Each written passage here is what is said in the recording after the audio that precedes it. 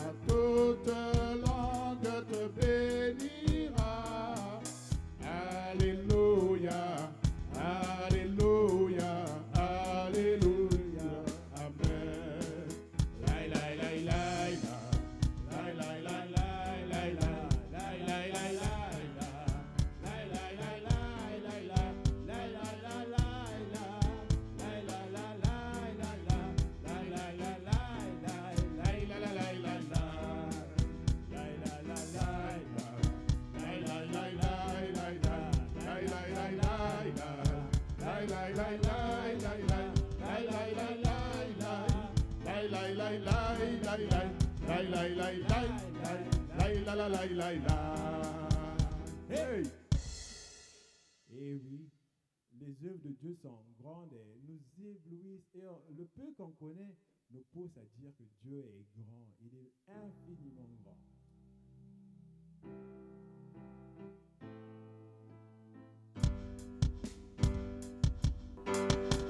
Quand je sonde l'univers, les astres que tu as créés,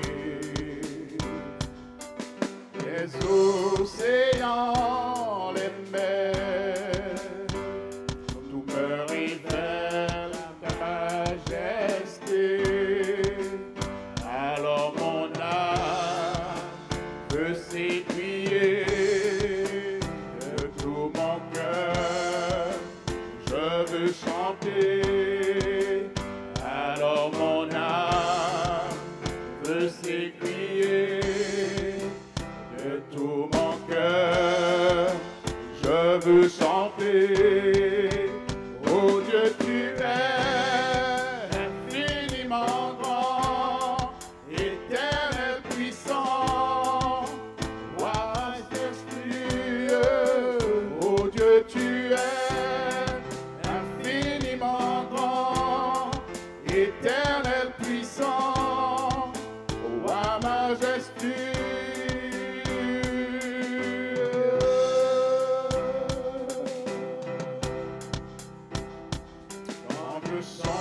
Que tu m'as fait, que tu t'es révélé à moi, que pour moi tu as tout créé, tout me révèle ta bonté.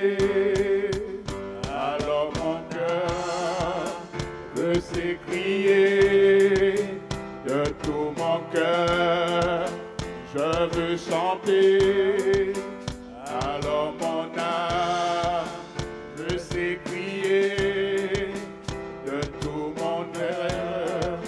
Je veux chanter, oh Dieu, tu es infiniment grand, éternel puissant, roi majestueux, oh Dieu, tu es infiniment grand, éternel puissant, roi majestueux.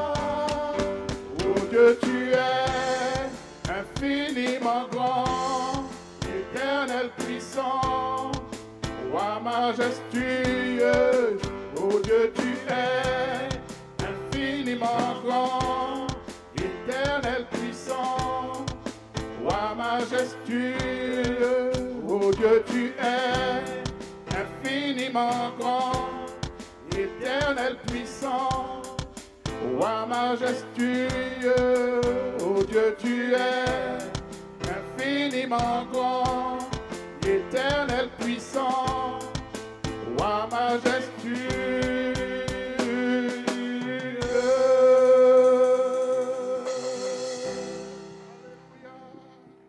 Oui, notre Dieu est majestueux et nous ne sommes pas les seuls à avoir constaté ça et aujourd'hui à le dire. Lisons un psaume qui nous rappelle cela, le psaume 145, versets 1 à 10. Louange de David, je proclamerai ta grandeur, mon Dieu, mon roi, et je bénirai ton nom pour toujours et à perpétuité. Chaque jour, je te bénirai et je célébrerai ton nom pour toujours et à perpétuité. L'Éternel est grand et digne de recevoir toute louange. Sa grandeur est insondable. Que chaque génération célèbre tes œuvres et proclame ton extraordinaire façon d'agir. Je dirai la splendeur glorieuse de ta majesté. Je chanterai tes merveilles. On parlera de ta puissance redoutable et je raconterai ta grandeur. On proclamera le souvenir de ton immense bonté. On célébrera ta justice. L'Éternel fait grâce. Il est rempli de compassion. Il est lent à la colère et plein de bonté. Oui, notre Dieu est exalté au-dessus de tout. Et le peu que nous voyons de lui nous pousse vraiment à louer et aussi à dire à la génération qui suit que Dieu est grand, que Dieu est exalté, que Dieu est saint.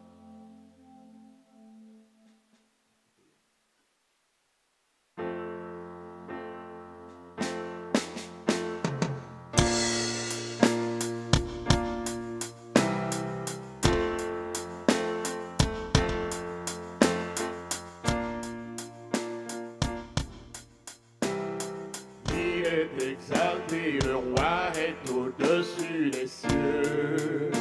Je veux le louer, il est élevé à jamais exalté. Et je loue son saint nom. Il est Seigneur, sa vérité régnera.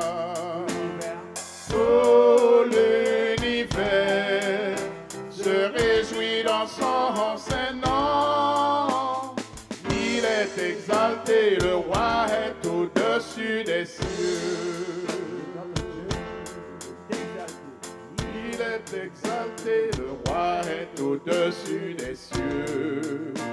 Je veux le louer, il est élevé à jamais exalté. Et je loue son saint nom. Il est Seigneur, sa vérité régnera.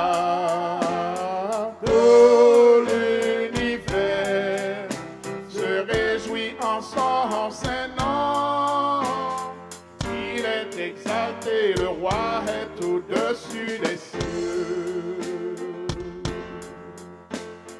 Il est exalté, le roi est au-dessus des cieux.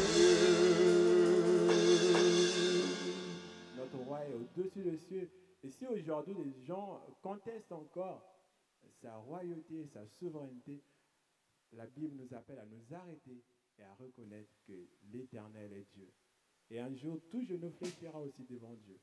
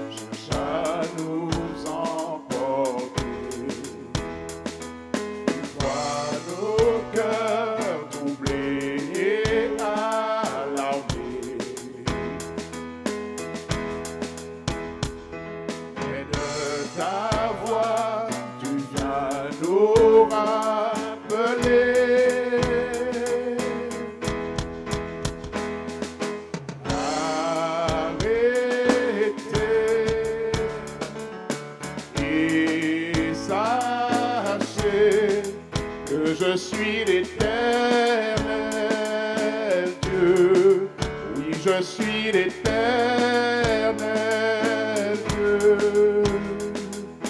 C'est toi qui maître du temps, de toute circonstance. Nous apprenons à tout lâcher et à te faire confiance.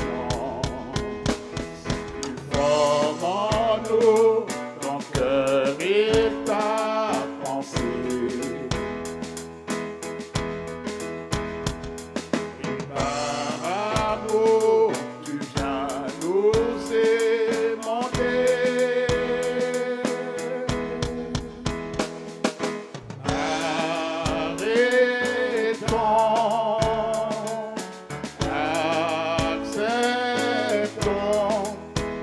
c'est lui l'éternel Dieu. Oui, c'est lui l'éternel Dieu. Exalté sur toute la terre, exalté au plus haut des cieux. Devant lui, tout se prosterne. Il règne en victorieux. Oui, c'est lui l'éternel Dieu. Oui, c'est lui l'éternel Dieu.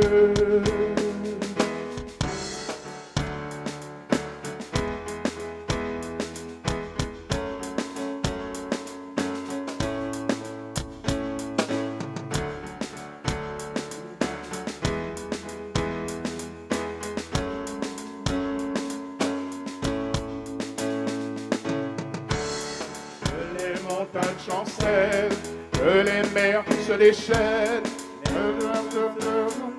tu restes le même, malgré la confusion, la peur dans les nations, quelle que soit la saison, tu restes ton nom. Que les montagnes chancellent, que les mers se déchaînent, les peuples se soulèvent, tu restes le même. La peur dans les nations, quelle que soit la saison, fidèle est ton nom. Fidèle est ton nom. Fidèle est ton nom.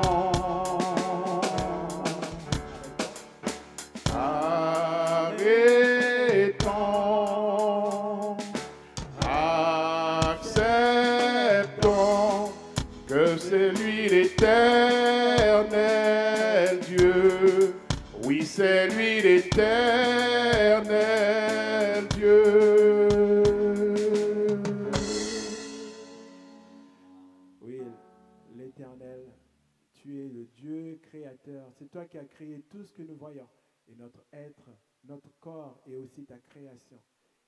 Et nous nous émerveillons de ta création et de tout ce que tu as fait. Et nous nous émerveillons encore d'autres choses, de ce que tu nous as créé, nous, à ton image, et que tu nous as aimés d'un amour extravagant. Cet amour qui t'a conduit à mourir pour nous. Et cet amour qui fait de nous tes enfants aujourd'hui.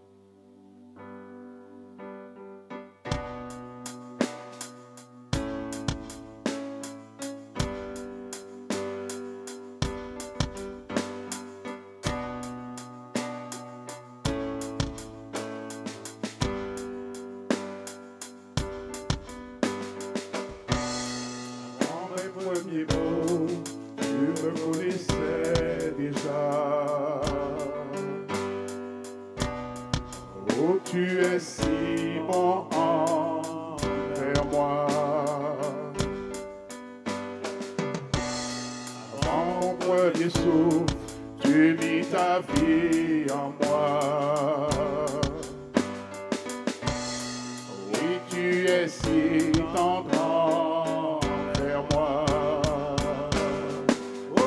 L'amour renversant, extravagant, infini de Dieu. Sans faiblir, il me cherche, il me poursuit, me ramène à lui.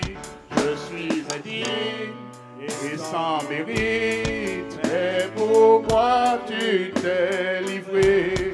Oh, l'amour renversant, extravagant, infini de Dieu.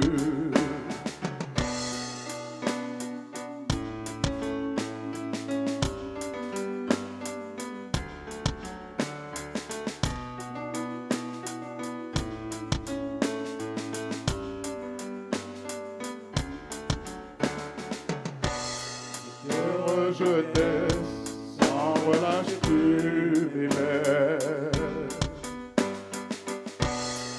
Oh, tu es si bon envers moi. Je me sentais vain et tu m'as offert la croix.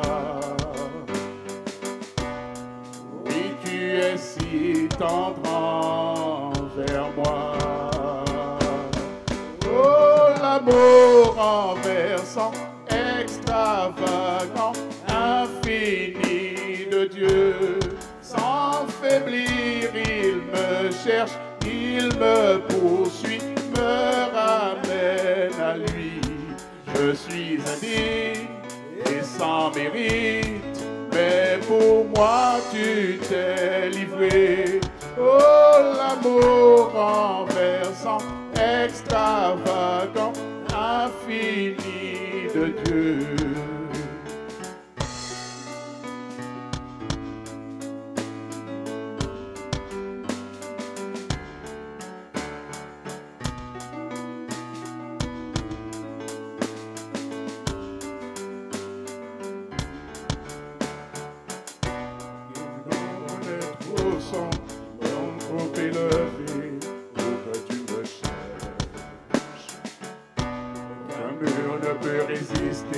Mensonge de nuit, sans fin tu me cherches.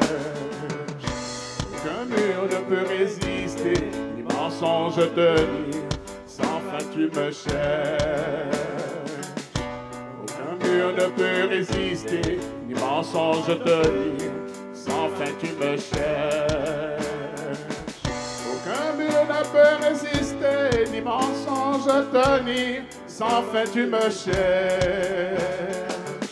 Aucun mur ne peut résister, ni mensonge tenir, sans fin tu me cherches. Nombre de sang, monde élevé, sans fin tu me cherches. Aucun mur ne peut résister, ni mensonge tenir, sans fin tu me cherches. Oh, l'amour renversant, extravagant, infini de Dieu. Sans faiblir, il me cherche, il me poursuit, me ramène à lui. Je suis indigne et sans mérite, mais pour moi tu t'es livré. Oh, l'amour renversant, extravagant, infini de Dieu.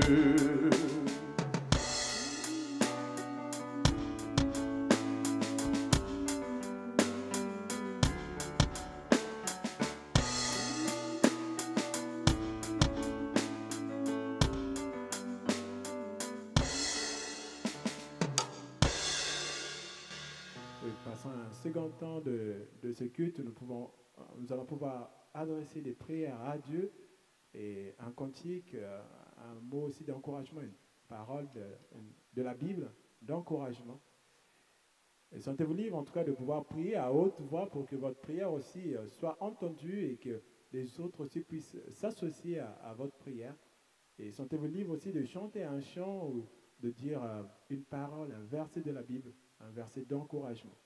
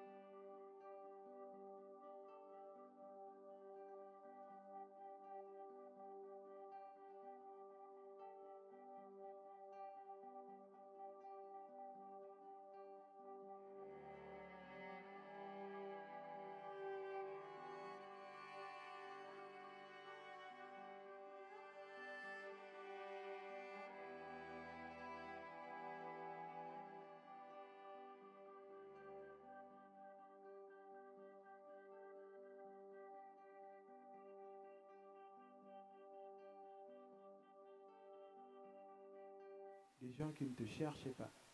Oui, aujourd'hui, tu nous as laissé la Bible qui nous montre l'histoire de l'humanité et aussi ta vision pour l'homme. Et nous appuyons sur ça pour dire que tu nous aimes. Parce que ça nous montre combien tout ce que tu as créé, tu l'as fait pour l'homme.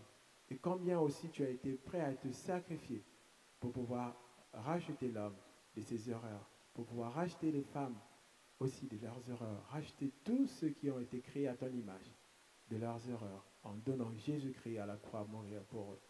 Et cette preuve d'amour au Seigneur nous montre que nous avons de la valeur à tes yeux et que notre avenir, par la foi en Jésus-Christ, est tracé pour l'éternité. Être à tes côtés. Et quand les tribulations de ce monde, au Seigneur, nous secouent, nous voulons nous rappeler que tu es vivant, que tu es souverain, que tu es puissant et que tu fais des grandes choses et que notre avenir reste dans tes mains. Que l'honneur et la gloire te reviennent pour qui tu es et pour ce que tu as déjà fait pour nous et pour ce que tu continueras à faire pour nous. Car on te prie en particulier pour les personnes qui traversent des périodes difficiles, des personnes qui sont peut-être malades, des personnes qui recherchent un travail, des personnes qui vivent des situations de conflit. Et dans tout cela, on prie que ta paix soit avec eux, au Seigneur. Et que dans ta grâce, tu puisses aussi les relever. Et dans ta grâce, tu puisses les restaurer. Tu es tout puissant et nous croyons en toi. Au nom de Jésus. Amen. Nous allons passer à un autre moment de notre culte où nous allons nous rappeler de ce que Jésus il a fait, c'est la Sainte Seine. Et pour ça, nous allons chanter 2 chants. Alors, l'équipe va s'étoffer avec 2 enfants qui vont nous rejoindre. Et j'invite aussi les enfants de l'école du dimanche de Djamp de pouvoir accompagner les parents sur ces chants parce que ces 2 chants, on les a vraiment choisis parce que vous les connaissez très bien. Ta grâce nous appelle à danser. Et vous allez montrer sur vos pas de danse aux adultes pour qu'eux aussi puissent danser. Bon, on attend. Oui.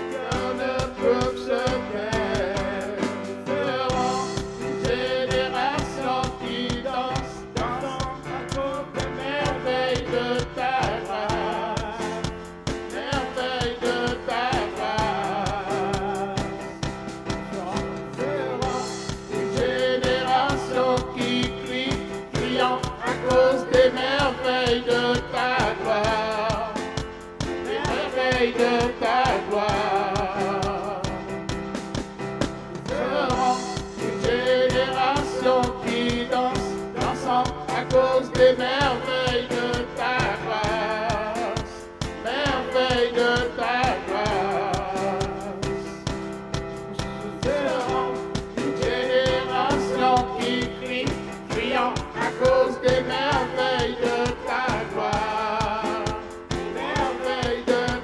gloire.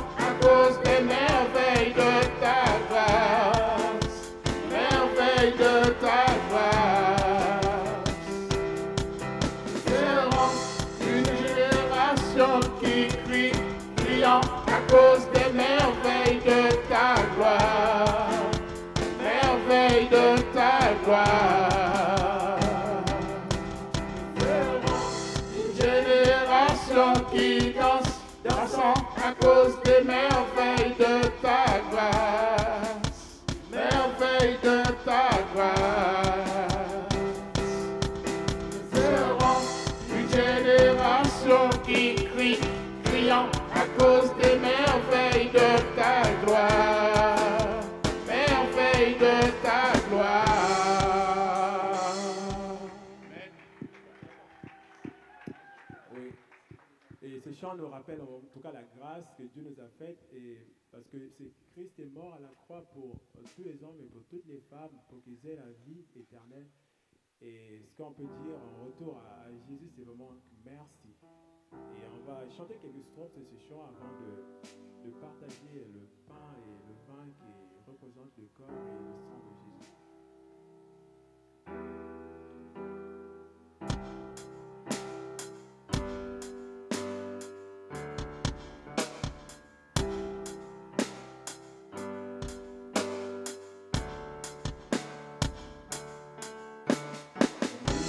De la croix, comment le concevoir? L'agonie de Jésus-Christ.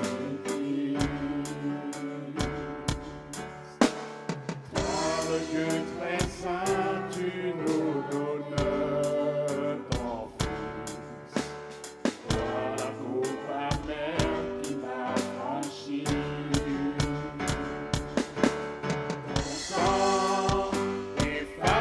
Mon péché, oui, Jésus, merci. Tu perds la colère est apaisée. Jésus, merci. Tu es ton ennemi, je vivrai à tes côtés. Jésus, merci.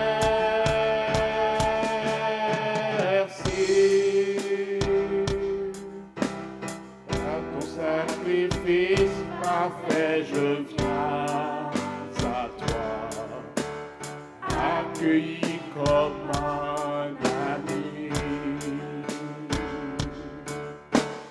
Les de ta s'abondent en moi. Pardon, ta bonté sont infinies. Ton sang efface mon péché, oui Jésus, merci. Tu perds la colère est apaisée, oui Jésus, merci. J'étais ton ennemi, je vivrai à tes côtés, Jésus, merci.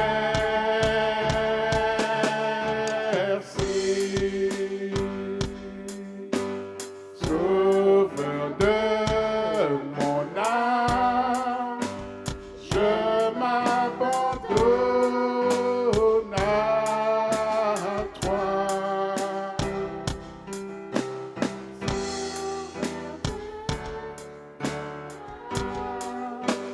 Je m'abandonne à toi. Sauveur de mon âme, je m'abandonne à toi. Sauveur de mon âme, je m'abandonne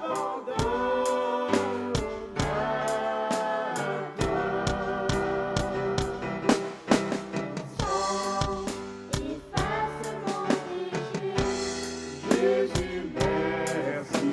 tu perds la colère apaisée. Jésus, merci.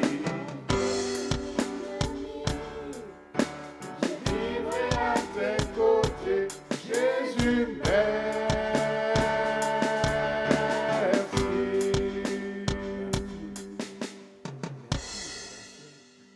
Et merci les enfants aussi. Hein. J'ai pas vu beaucoup d'adultes danser, mais merci les enfants.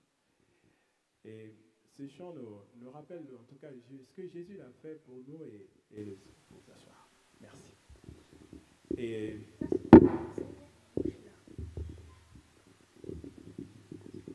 elles le font bien. Hein. Elles respectent l'ordre. Merci. Et parfois, peut-être qu'il y en a qui ne savent pas ce que représente la croix pour les chrétiens et ce que représente le corps et le sang de Jésus-Christ. Et pour les chrétiens, c'est vraiment l'acte fondateur de la foi. On croit que c'est par sa mort et par son sang que Jésus-Christ purifie les hommes et les femmes de leurs fautes, de leurs péchés. Et parfois, on réalise peut-être pas ce que ça a coûté. On s'invite à lire ce texte vieux de plus de 500 ans avant la naissance de Jésus-Christ, le texte d'Ésaïe qui a fait déjà une prophétie sur Jésus-Christ. Et ce texte il dit dans Ésaïe 53, « Qui a cru à notre prédication, à qui le bras de l'Éternel a été révélé. Il a grandi devant lui comme une jeune plante, comme un rejeton qui sort d'une terre toute sèche. Il n'avait ni beauté ni splendeur propre à attirer nos regards, et son aspect n'avait rien pour nous plaire.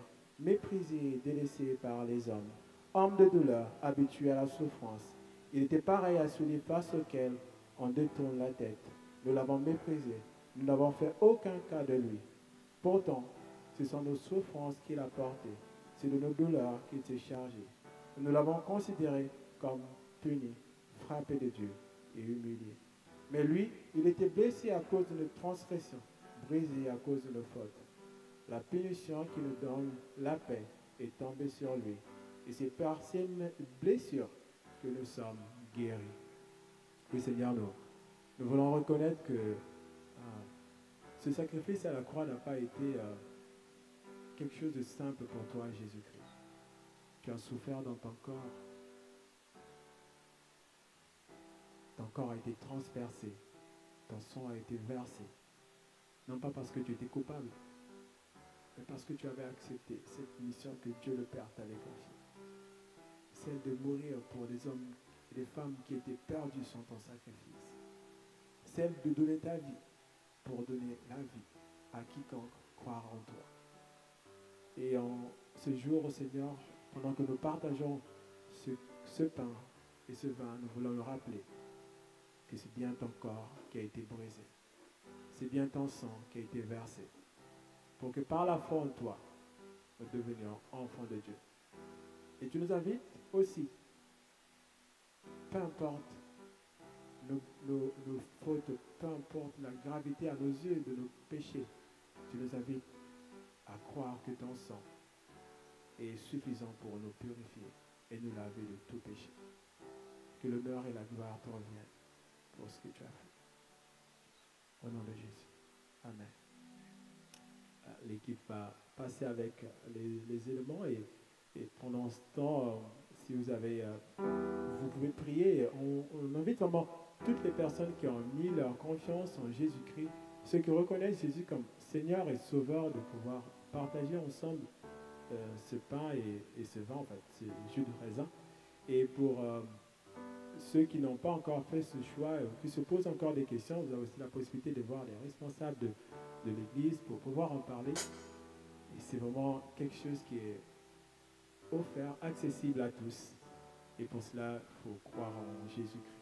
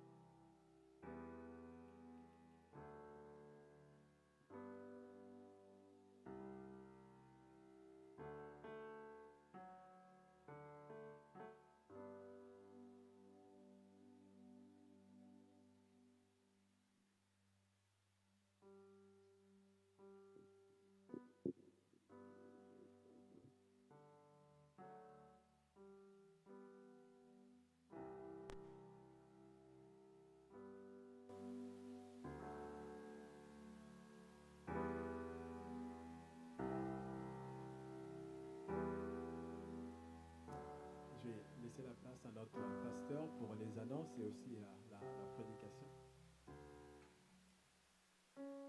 Les enfants, pas les annonces.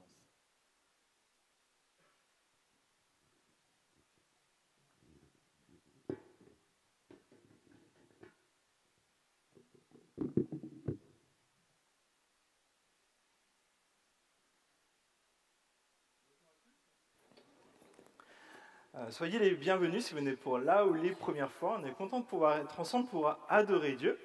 Et on a aussi la chance d'avoir un super programme pour les enfants qui est prévu. Donc pour les enfants de petites sections de maternelle jusqu'à élémentaire, il y a un super programme pour vous. Vous pouvez vous diriger.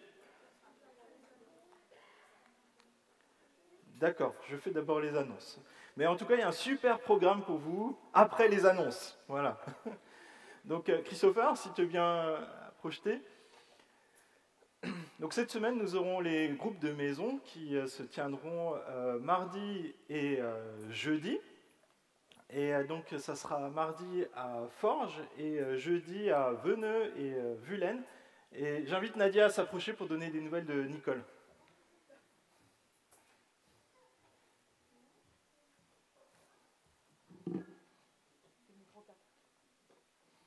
Alors bonjour tout le monde.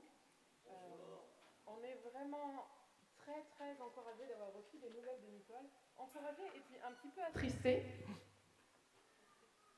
Un petit peu attristés parce qu'en fait, elle va quitter le programme. Mais pour de bonnes choses. Elle quitte le programme un petit peu plus tôt. On aurait dû la soutenir encore une année. Elle a 20 ans cette année. Mais elle quitte le programme parce qu'elle est partie au Canada pour continuer ses études. Donc vraiment, c'est extrêmement encourageant. On est vraiment très heureux pour elle et on aimerait pouvoir prendre un petit temps pour la soutenir dans la prière, pour qu'elle puisse continuer ses études et son parcours dans la foi aussi avec Dieu. Alors pour ceux qui ne connaissaient pas Nicole, c'est une jeune fille qu'on soutient depuis plus d'une quinzaine d'années, qui habitait au Rwanda, qui avait perdu sa mère très jeune. Et donc elle a été accompagnée au travers du CEL et de Compassion Internationale. Donc on l'a soutenue tous les mois, on a prié pour elle, on lui a envoyé des petits mots et elle nous a répondu. Elle aurait bien voulu qu'on lui rende visite. Malheureusement, ça n'avait pas été possible. Pendant le Covid, on lui avait envoyé une chèvre. On ne savait pas que c'était une chèvre qu'on allait lui offrir, mais on voulait soutenir toute la famille aussi parce que c'était des moments difficiles pour eux. Et ils ont reçu une chèvre et ça leur a vraiment fait très plaisir. Et au niveau des choses qu'elle aimait vraiment, elle aime beaucoup la littérature, les langues, l'art, la musique. C'était quelque chose qui lui tenait vraiment très à cœur dans les études qu'elle a eues au Rwanda. Elle a même appris la couture aussi. Et on souhaite vraiment qu'elle puisse continuer ses études et grandir encore. Le CEL nous a envoyé un petit mot pour nous encourager aussi. Cynthia, tu peux venir ? Et ils ont dit vraiment que pour eux tout ça est très encourageant. L'influence positive qu'on a eue dans sa vie, dans celle de sa famille, qui portera du fruit pendant longtemps. Elle a été encouragée dans ses rêves et dans sa foi. Voilà, donc Cynthia, si tu veux bien prier pour elle. Prions. Seigneur, tu nous demandes de prendre soin les uns des autres et c'est ce que nous avons voulu faire en parrainant Nicole pendant ces 15 années, si ce n'est plus, Seigneur. Vraiment merci parce que tu nous as donné à cœur, malgré les va-et-vient dans l'Église, de toujours l'avoir dans nos pensées, dans nos prières, Seigneur. Merci pour les enfants qui ont prié pour elle quand on est à l'école du dimanche, Seigneur. Merci pour les partages que nous avons eus avec elle dans les lettres, Seigneur. Et aujourd'hui, eh bien, elle est déjà sous ton regard bienveillant, Seigneur, et nous voulons vraiment prier pour que tu puisses continuer à la bénir, qu'elle soit en sécurité, qu'elle soit vraiment... que tu puisses subvenir à ses besoins, mais surtout, Seigneur, qu'elle puisse toujours rester accrochée à toi, qu'elle soit toujours dépendante de toi, qu'elle sente toujours combien tu l'aimes et combien tu la considères comme ton enfant, Seigneur. Merci pour Nicole, Seigneur, et donne-nous de continuer à prier pour elle, donne-nous de prier pour les autres aussi, Seigneur Jésus, que vraiment l'enfance soit vraiment dans tes bras d'amour, Seigneur. En ton nom, Jésus, et nous remettons Nicole entre tes mains, Seigneur. En ton nom. Amen. Et c'est aussi une occasion pour nous de transmettre un petit peu et de vous expliquer très rapidement ce que le CEL fait pour des enfants au travers du monde. Parce que vous avez la possibilité de soutenir des enfants via le CEL. Donc, vous pouvez aller sur leur site internet, on vous transmettra le lien. S'il y a des familles qui sont encouragées par ça, qui aimeraient soutenir un enfant dans sa scolarité, on vous invite vraiment à aller sur ce site internet pour le faire. On accompagne un enfant pendant 15-16 ans, jusqu'à ses 21 ans en fait. Voilà. Merci. Donc, justement, en parlant d'enfance, c'est la dernière semaine pour inscrire votre collégien pour le camping des collégiens. Donc, ça s'adresse aux enfants qui sont cette année encore en CM2 jusqu'aux enfants qui sont actuellement encore en 3e. Donc, vous pouvez vous inscrire. Il y a les petits flyers d'inscription qui se trouvent à l'entrée. N'hésitez pas à demander conseil à l'équipe d'accueil. Et sinon, il y a aussi Nadia et Cynthia si vous voulez aller les voir, si vous avez des questions. Et donc voilà, si il devait y avoir une difficulté financière à inscrire votre collégien, on ne voudrait vraiment pas que ça en soit une. Donc n'hésitez pas à les contacter, puis on trouvera une solution ensemble. Merci aussi à tous ceux qui ont acheté des gâteaux. Ça a permis de mettre du beurre dans les épinards pour le camping. Donc merci à vous. Aussi, ce samedi, il y aura Kids Club. Donc là, ils sont partis les enfants, mais d'habitude, je dis Kids Club et ils me donnent le slogan, je ne peux pas, j'ai Kids Club. Mais voilà, donc notez bien cette date-là. C'est un temps aussi qui est destiné aux enfants de petite section de maternelle jusqu'au CM2. Et puis cette semaine, ça sera la semaine de clôture du Kids Club de cette année scolaire. Et ça sera avec une balade en forêt. Donc rendez-vous à Bourron-Marlotte. Et vous pouvez aller voir Amélia qui lève le bras pour savoir exactement où venir avec les enfants.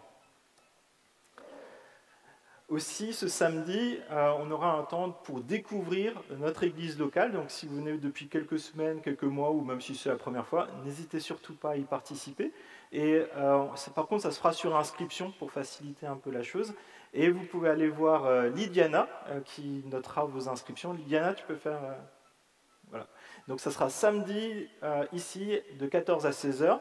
Je fournis le café et je vous invite à préparer un gâteau que vous aimez bien.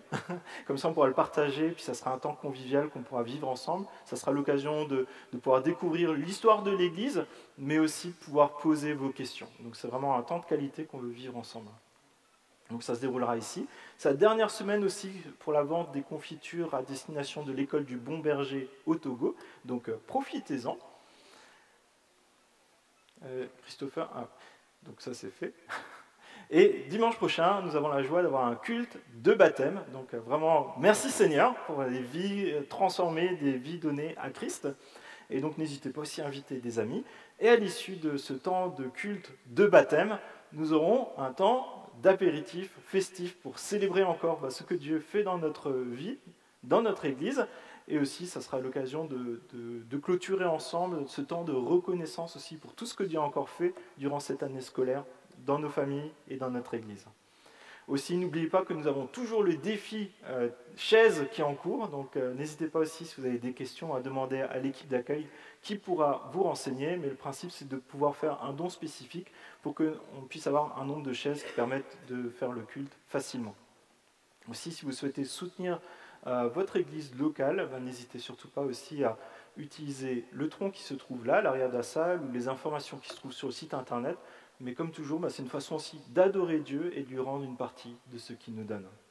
Si vous venez pour là ou les premières fois et que vous souhaitez recevoir les nouvelles de l'Église, n'hésitez pas à remplir un carton contact, ça vous permettra chaque semaine de recevoir un mail avec le récapitulatif des informations, mais aussi, si vous le souhaitez, d'avoir un rendez-vous pour parler peut-être de l'Église, de la foi chrétienne. Donc n'hésitez surtout pas. Voilà. Et je vous invite à prier.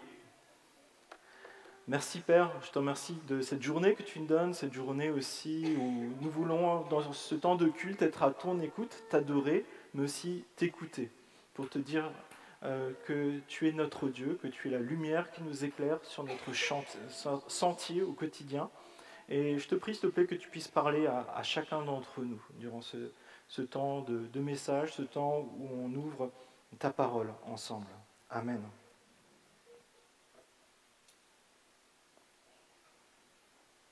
On va ouvrir notre Bible en Jean au chapitre 8 et à partir du verset 12.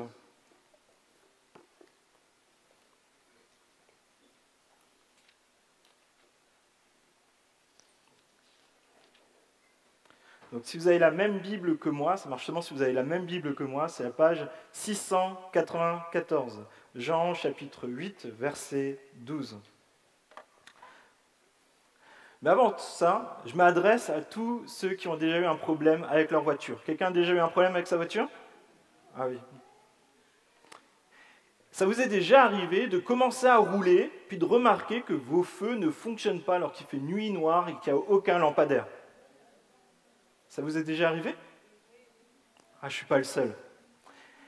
Ça fait peur hein, sur le moment, parce que nos yeux se sont un peu habitués à la lumière, puis d'un seul coup, on voit qu'il y a quelque chose qui ne fonctionne pas comme d'habitude, on ne voit pas bien les lignes blanches au milieu de la route, on ne voit pas bien les bords de la route, et puis quand on croise une voiture, on a des grands appels de phare, souvent de la personne qui est apeurée en face. Moi, ça m'est arrivé régulièrement, parce que j'avais un problème de contact sur ma lampe. Alors ça fait que, je ne sais pas pourquoi, j'ai mis un peu de temps à comprendre, mais je m'arrêtais, puis je le touchais, puis ça redémarrait. Et puis parfois, il y en a une qui s'arrêtait, il y en a une qui fonctionnait, donc je me disais, bon, c'est pas trop mal. Puis parfois, les deux s'arrêtaient. Et là, on se dit, c'est quand même bien de rouler avec la lumière. Qu'est-ce que vous en pensez? Et c'est là qu'on est content d'avoir un ami qui a des ampoules et qui vous dit, ah, c'est bon, j'en ai, je te dépanne. Merci Norbert. Et Jésus a envie de te dire ce matin aussi, je peux te dépanner. Je suis la lumière. Jésus est la lumière. Jésus est la vérité et la vie. Jésus est la seule lumière. Jésus est la lumière à suivre. Jésus est la lumière de la vie. Et je nous invite à lire ce texte et découvrir qui est Jésus. C'est comme si Jésus ce matin venait et te disait, je suis Jésus, la lumière. Tu vois, c'est un peu comme James Bond, je suis perdu, mais c'est pas grave. Mais c'est Jésus qui se présente à toi et qui te dit, je suis la lumière.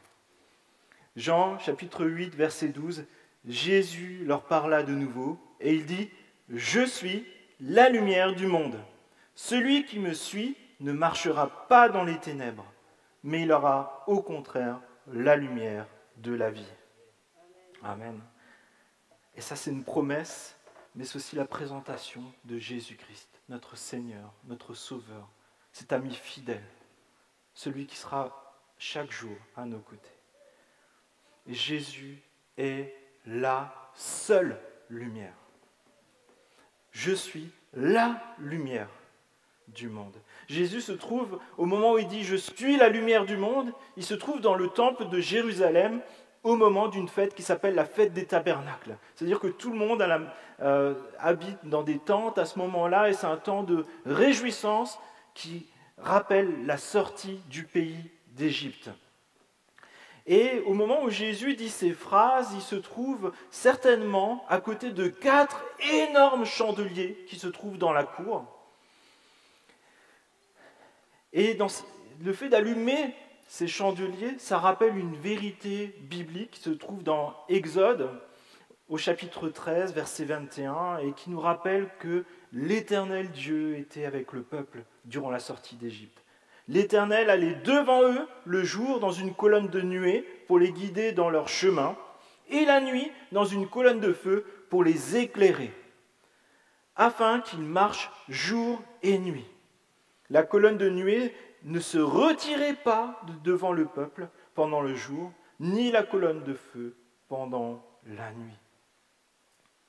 Et Jésus choisit ce moment-là précis de cette fête pour annoncer qu'il est la lumière. Et allumer des chandeliers, ça commémore le fait que le peuple d'Israël a été guidé dans le désert, alors qu'ils allaient vers un endroit qu'ils ne connaissaient pas. Une nuée le jour, une colonne de feu la nuit. Pourquoi? Pour les protéger et pour les guider. Et c'est certainement là que Jésus dit « Je suis la lumière du monde ». Et ce matin, il nous dit aussi cela à chacun d'entre nous. « Je suis ta lumière. Je suis la lumière dont tu as besoin, la lumière que le monde a besoin. » Que retenir de ça?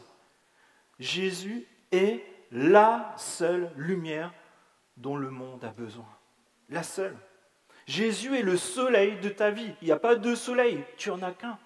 Jésus est le seul dont tu as besoin. Jésus n'est pas une solution parmi d'autres. Jésus est le seul qui peut te conduire dans la vérité, la paix, la joie. Jésus est la seule solution. Jésus est le chemin, la vérité et la vie. C'est Jésus qui le dit. Et c'est seulement Jésus qui peut dire ça. Qui d'entre nous peut dire ça à son voisin? Je le suis. Non, c'est seulement Jésus. Et Jésus, ce matin, il vient à notre rencontre pour nous chercher, pour nous éclairer, pour nous guider, pour peut-être traverser un désert que tu es en train de passer, pour t'emmener à la maison du Père. Jésus est la seule personne qui peut te guider. Jésus est la seule personne dont tu as réellement besoin. Deuxièmement, Jésus est la lumière de la vérité. Dans les versets précédents, juste avant ce qu'on vient de lire, Jean chapitre 8, verset 12, Jésus, on le retrouve dans une scène très surprenante. Jésus se trouve toujours dans le temple et il est en train d'enseigner à une foule nombreuse devant lui. Et là, on lit verset 3. Alors les spécialistes de la loi et les pharisiens amenèrent une femme, surprise, en train de commettre un adultère. Ils la placèrent au milieu de la foule et dirent à Jésus, « Maître, cette femme a été surprise en flagrant délit d'adultère. Moïse, dans la loi, nous a ordonné de la lapider. Et toi, que dis-tu » Il disait cela pour tendre un piège afin de pouvoir l'accuser. Mais Jésus se baissa et se mit à écrire avec le doigt sur le sol. Comme il continua à l'interroger, Jésus se redressa et il leur dit « Que celui d'entre vous qui est sans péché jette le premier la pierre contre elle. » Puis se baissa de nouveau et se remit à écrire sur le sol.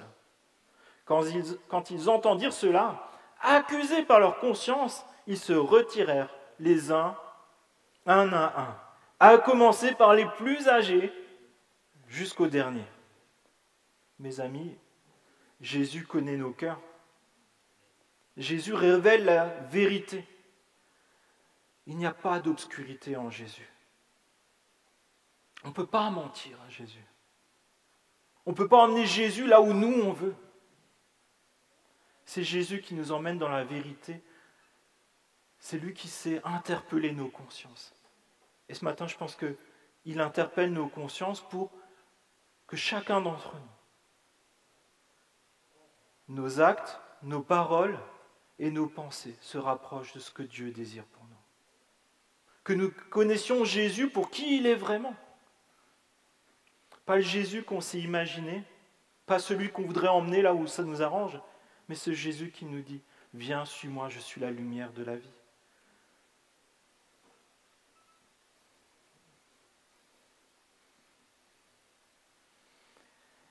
Peut-être que Dieu veut nous révéler quelque chose. Alors, on serait tous gênés, je pense que si à la place de ces versets sur les vidéoprojecteurs, il y a peut-être nos pensées qui défilent. Il y en a qui partiraient. Je pense tout le monde, à un moment ou à un autre en tout cas. Nos paroles, nos pensées.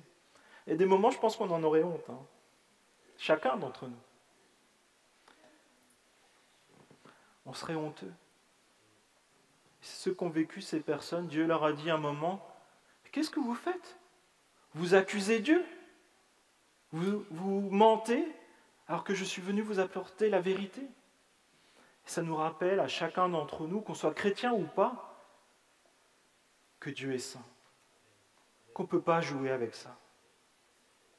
On ne peut pas jouer avec Dieu. On ne peut pas jouer avec des paroles ou des principes, même s'ils paraissent très spirituels sur le moment. On ne peut pas jouer avec Dieu. À un moment, Dieu nous demandera des comptes sur cela. Mais la lumière de Jésus, lorsqu'on s'y soumet volontairement, c'est quelque chose de bon, quelque chose qui nous tire vers le haut, quelque chose qui nous permet de connaître Dieu et qui va révéler les motivations profondes de nos cœurs. Quelles sont mes ambitions profondes? Nous avons tous besoin, à un moment dans notre vie, et je pense même de manière très régulière, de demander pardon à Dieu pour toutes les fois où nous avons ces ténèbres qui sont dans nos cœurs, ces pensées, ces actes et ces paroles. Si Jésus nous le révèle, c'est pour notre bien, acceptons-le. Ne disons pas juste « Ah, on a parlé de moi » ou je ne sais pas trop quoi. Non, c'est Dieu qui nous parle. Ne luttons pas avec l'obscurité. Nous ne luttons pas avec Dieu, mais luttons contre l'obscurité et le péché. Le péché, c'est peut-être parfois un gros mot dans notre génération actuelle, mais c'est tout simplement toutes les fois où on s'est écarté de ce que Dieu désire pour nous. Toutes les fois où on a fait de la peine à Dieu. Toutes les fois où on s'est caché dans une grotte au lieu de vivre dans la lumière de Dieu. Et la bonne nouvelle, c'est que Jésus est venu pour nous délivrer. Aujourd'hui, tu peux être délivré de tes ténèbres. Pour vivre la vie, mais la vraie vie, dans la vérité et dans la liberté. Comment? En connaissant Jésus tel qu'il se révèle à nous. Jésus est la lumière dont j'ai besoin.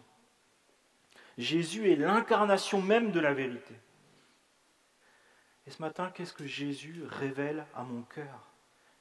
Qu'est-ce que Jésus révèle sur les motivations, les ambitions de mon cœur? Qu'est-ce que Jésus révèle sur mes choix de vie, ma façon de vivre?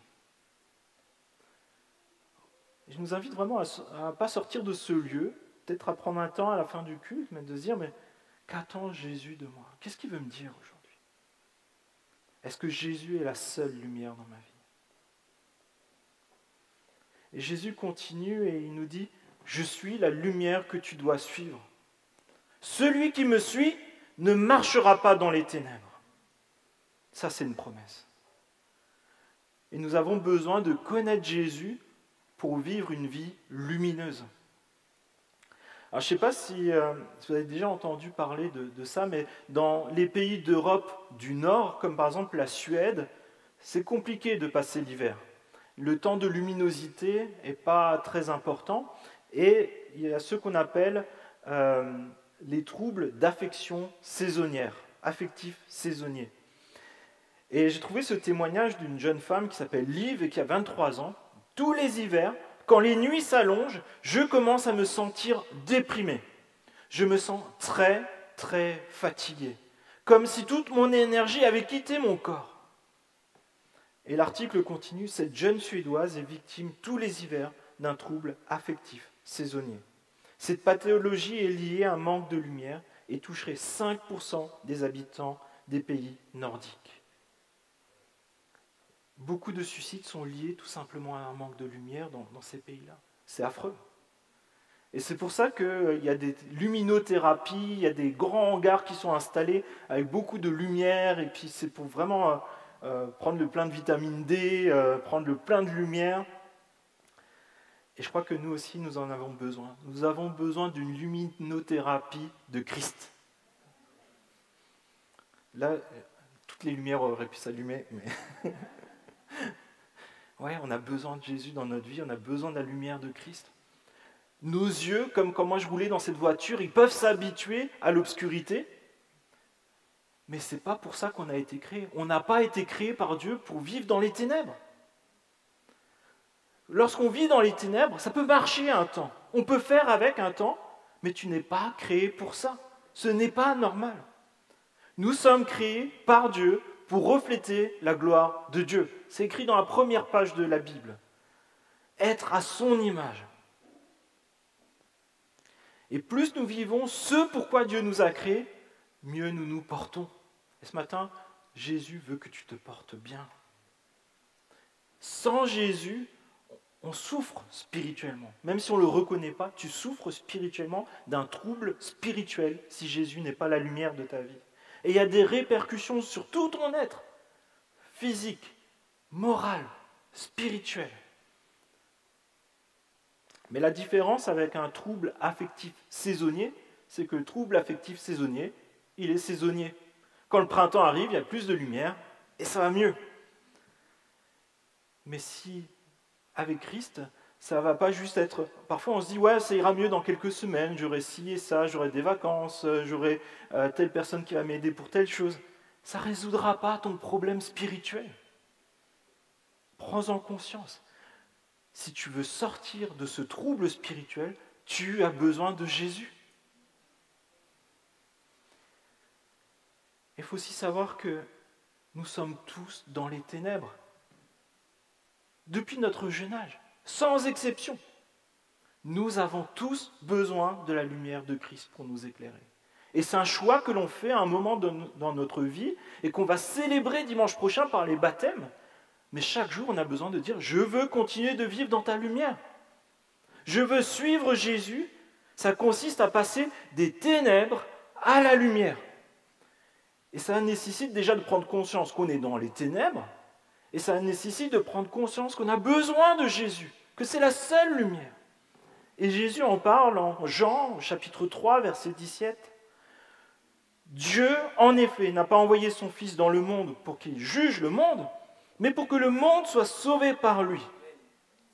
Celui qui croit en lui n'est pas jugé, mais celui qui ne croit pas est déjà jugé, parce qu'il n'a pas cru au nom du Fils unique de Dieu. Et ce jugement est que la lumière étant venue dans le monde, les hommes ont préféré les ténèbres à la lumière, parce que leurs œuvres étaient mauvaises.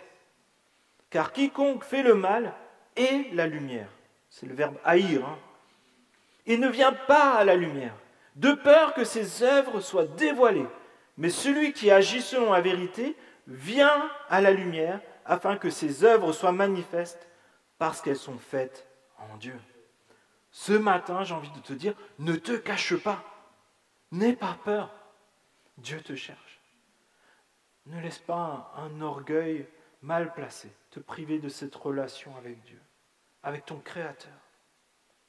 Si Dieu te montre ce qui ne va pas dans ta vie, dans ma vie, ce n'est pas pour te faire du mal, c'est pour que tu puisses voir que Dieu a quelque chose de mieux pour toi, qu'il t'aime d'un amour infini. Et les personnes autour de toi peuvent parfois te juger, mal t'accueillir, mais Dieu, lui, t'accueille. Dieu te donne une vie nouvelle. Et Jésus est venu accomplir ce qui était annoncé par les prophètes des centaines d'années en avance. On en a lu une partie là au moment de la Sainte Seine dans le livre d'Ésaïe, mais en Matthieu, Jésus cite Ésaïe. Et il dit, ce peuple assis dans les ténèbres a vu une grande lumière. Et sur ceux qui étaient assis dans la région et l'ombre de la mort, la lumière s'est levée. Dès ce moment, Jésus commença à prêcher et à dire « Repentez-vous, car le royaume de Dieu est proche. » Ce matin, j'ai envie de te dire, la lumière s'est levée, le royaume de Dieu est proche. Tournons-nous vers Dieu, repentons-nous, confessons que nous avons besoin de Dieu, qu'il y a des choses qui ne vont pas dans nos vies, mais que le mieux est devant nous, avec Dieu. Et Jésus continue et il dit « Celui qui me suit ». Et ça, on a besoin que ça soit clair pour nous. Nous suivons tous quelqu'un ou quelque chose. Vous savez, nous, on a une technique à la maison quand, par exemple, je ne sais pas si vous arrive d'avoir des moustiques dans la chambre. Parfois une mouche, c'est embêtant pour dormir. Ce qu'on fait, c'est qu'on allume la lumière dans la cuisine et on éteint dans la chambre et tous les insectes vont là-bas. Vous faites ça aussi ? Certains le font dans la chambre des enfants, c'est pas une bonne idée. Mais en plus de ça, on a un piège en plus, on a une lampe UV et les insectes rentrent dedans, puis après ça fait des tchic, tchic, tchic. Ça, vous avez aussi ça ? Parfois quand il y a un gros truc qui rentre dedans la nuit, ça peut réveiller même. Et j'ai envie de te dire, c'est un peu la même chose dans notre vie au quotidien. Ne sois pas un insecte. Ne suis pas toutes les lumières. Ne te fais pas piéger dans ce piège à insectes. Suis Jésus-Christ. Lui te donne la vie, il ne va pas t'électrocuter. Et il y a des sectes comme ça qui infiltrent les églises avec des faux évangiles. Il y a même une secte qui dit que Jésus se serait réincarné dans les années 1980 en femme et qu'il faut suivre cette femme. Et il y a des jeunes qui rentrent dans les groupes de jeunes de nos églises pour dire il faut la suivre. Et il y a des jeunes qui suivent cette personne. Nous avons besoin de la vraie lumière de Jésus-Christ, la vérité. Nous avons besoin de vivre et d'enseigner la Bible. Jésus ne veut pas que tu te perdes. Jésus ne veut pas que tu souffres loin de lui, que tu sois pris dans un piège. Jésus ne veut pas que tu connaisses la mort éternelle dans la solitude et les ténèbres. Et cette question, c'est important. elle est importante, je pense, ce matin. Ce matin, qui suis-tu? Que cherches-tu? Est-ce que tu cherches Jésus? Jésus, il vient ce matin et il se présente à toi, il dit, je suis la lumière, je veux te connaître. Et Dieu se révèle à nous pour que nous le connaissions tel qu'il est vraiment. Pas le Jésus qu'on s'est inventé, mais le Jésus qui est là et qui te dit, je suis Jésus, la lumière du monde. Place ta confiance en Jésus. C'est lui qui va t'éclairer, te guider, te libérer, te protéger. Personne d'autre ne pourra faire ça. Le peuple dans le désert a fait confiance à cette nuée où Dieu était pour les guider. Ce matin, tu peux aussi être dans un désert, tu peux aussi être en plein milieu de nulle part, tu peux être dans les souffrances, les épreuves, sans point d'eau, sans repère, mais Jésus est là. Il est la lumière pour toi. Jésus est là à chaque instant. La nuée ne les quittait pas, Jésus ne te quitte pas. Ce matin, je t'invite vraiment à suivre Jésus, mais pleinement. Pas à moitié, mais complètement. Jésus est la lumière de la vie. Vous savez, si vous mettez les plantes dans une pièce fermée, vous fermez les volets, souvent ça ne pousse pas. Et quand parfois ça pousse, parce que par exemple, vous avez déjà soulevé une pierre et vous avez trouvé des plantes en dessous, c'est rachitique, c'est tout blanc, c'est pas vert, ça ne pousse pas. Ou alors c'est pas en forme. Tu as besoin de lumière en abondance pour être en forme. Spirituellement, moralement, physiquement, pour ta vie éternelle aussi. Aujourd'hui, investis pour être une bonne plante pour l'éternité. Pour avoir la lumière, celle qui est vraiment bonne pour toi. Pas quelque chose d'artificiel, pas quelque chose de provisoire, mais quelque chose qui va durer toute l'éternité. Et il y a des promesses que Jésus te fait. Il veut être ta lumière. En Luc, au chapitre 23, il nous est dit que Jésus, au moment où il est allé sur la croix, au moment de donner son dernier soupir pour toi, d'avoir souffert pour toi, il y a des preuves et des signes qui montrent que c'est la vérité. Luc 23. C'était déjà presque midi, il y eut des ténèbres sur tout le pays jusqu'à 3 heures de l'après-midi. Le soleil s'obscurcit et le voile du temple se déchira par le milieu. Et Jésus s'écria d'une voix forte, « Père, je remets mon esprit entre tes mains. » Après avoir dit ces paroles, il expira. Matthieu, chapitre 27, verset 50. Jésus poussa de nouveau un grand cri et rendit l'esprit. Et voici le voile du temple se déchira en deux, depuis le haut jusqu'en bas. La terre trembla, les rochers se fendirent, les sépulcres s'ouvrirent, et plusieurs corps des saints qui étaient morts ressuscitèrent. Étant sortis des sépulcres, après la résurrection de Jésus, ils entrèrent dans la ville sainte et apparurent à un grand nombre de personnes. Le centenier, donc le soldat romain et ceux qui étaient avec lui pour garder Jésus, ils avaient besoin de garder Jésus, ayant vu le tremblement de terre et ceux qui venaient d'arriver, furent saisis d'une grande frayeur et dirent, assurément, cet homme était fils de Dieu. Que retenir de ça? Le ciel s'est obscurci, comme s'il faisait nuit. Sans Jésus, il n'y a pas de lumière. Sans Jésus, tu peux chercher partout, tu ne trouveras pas la lumière. Le voile du temple s'est déchiré pour montrer que désormais, par Jésus, par sa lumière, tu peux entrer en relation avec Dieu. Tu peux t'approcher de Dieu. La lumière de la gloire de Dieu se révèle ce matin à chacun d'entre nous. Les morts ressuscitent parce que Jésus a la victoire complète par sa lumière. Il triomphe des ténèbres, de la mort et du péché. Et la vraie victoire, la vraie vie, elle se trouve dans la victoire de Jésus. La victoire de la lumière sur les ténèbres, de la vie sur la mort. Et peu importe ce que tu as pu faire, peu importe des choses dont tu as honte, Jésus est la lumière pour aujourd'hui, pour toi, pour ta vie. N'endurcis pas ton cœur ce matin. Ne ferme pas la porte. Ne te cache pas. Jésus est la vie, la vraie vie, la vie en abondance. Et lorsque Jésus déclare « Je suis la lumière du monde », celui qui me suit ne marchera pas dans les ténèbres, mais aura la vie éternelle. Jésus, là, quand il dit ça, il est en train de tracer une ligne, ici. Il trace une ligne, comme quand il faisait ses dessins dans les versets qu'on a lus, il trace une ligne et te pose cette question, de quel côté de cette ligne es-tu? Es-tu du côté des ténèbres ou de la lumière? Où en es-tu aujourd'hui? Je ne peux pas dire je suis à moitié dessus. Tu es d'un côté ou de l'autre. Et ce matin, tu as besoin de savoir où tu es. Tu as besoin de savoir que Jésus est la lumière. Choisis la lumière. Ne choisis pas les ténèbres. Choisir les ténèbres, c'est simplement rester là où tu es. Ne reste pas là où tu es si tu es dans les ténèbres.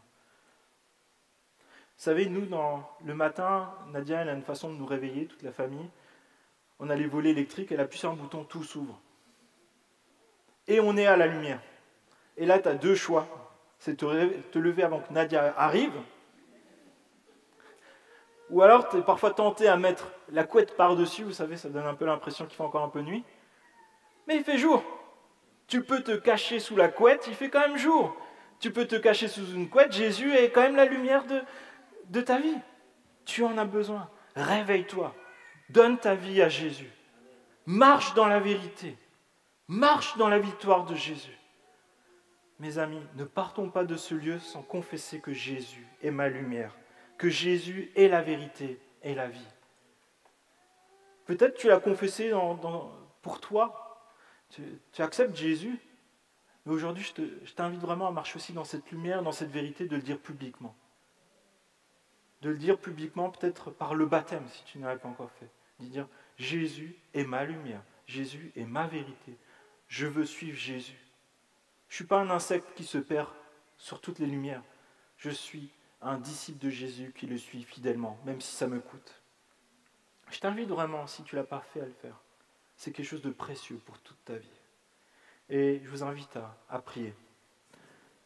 Merci Père de tes bienfaits, je te remercie parce que chaque jour tu es avec nous, tu as envoyé Jésus pour que nous te connaissions toi. Il est venu à notre rencontre, souffrir à notre place pour que nous soyons en relation avec toi. Tu as déchiré, brisé tout ce qui était un obstacle à te connaître. Et je te prie s'il te plaît que dans ce temps où nous sommes à ton écoute ce matin, que tu puisses révéler ce qu'est un obstacle encore dans notre vie. Que nous soyons en relation avec toi, que nous marchions dans la vérité, la victoire qui est en Jésus-Christ. Seigneur, je te prie, s'il te plaît, pour mes amis qui peut-être luttent ce matin avec toi, je te prie que cette lutte prenne fin. Parce que tu as déjà la victoire, parce que tu es la lumière, et les ténèbres ne peuvent pas rester en présence de la lumière. Seigneur, je te prie pour chacun d'entre nous aussi, que nous soyons ces disciples fidèles qui suivent Jésus, qui est le chemin, la vérité et la vie et la lumière. Seigneur, je te prie vraiment que tu nous ressources et que nous sachions vraiment nous mettre sous ta lumière pour grandir harmonieusement en tant que disciples de Jésus-Christ, en tant qu'Église, pour ta gloire seule. Je te prie dans le nom de Jésus. Amen.